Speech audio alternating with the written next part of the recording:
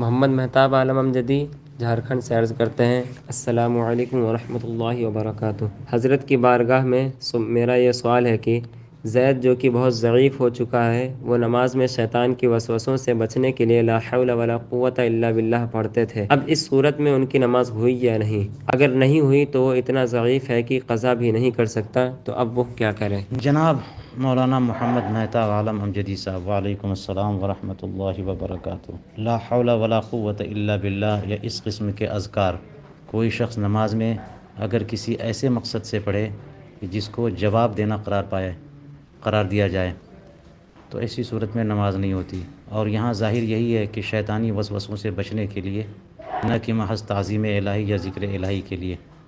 تو وسوسوں سے بچنے کے لیے اگر لا حول پڑھتا ہے اور ان وسوسوں سے بچنا اسے جو مقصود ہے وہ دنیاوی مقاصد کے تحت ایسا کرتا ہے تو اس کی نماز نہیں ہوگی۔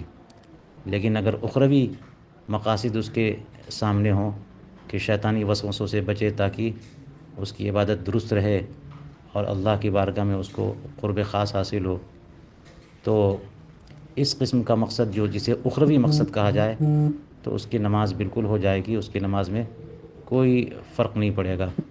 اب چونکہ ایسا معاملہ ہو چکا ہے اور وہ ضعیف بھی ہو چکے اور پتہ نہیں کہ کس طور پر انہوں نے پڑھا تھا، تو ظاہر احوال پر محمول کرتے ہوئے ان کی نماز کو درست قرار دیا جانا چاہیے۔ واللہ تعالی اعلم بالصواب۔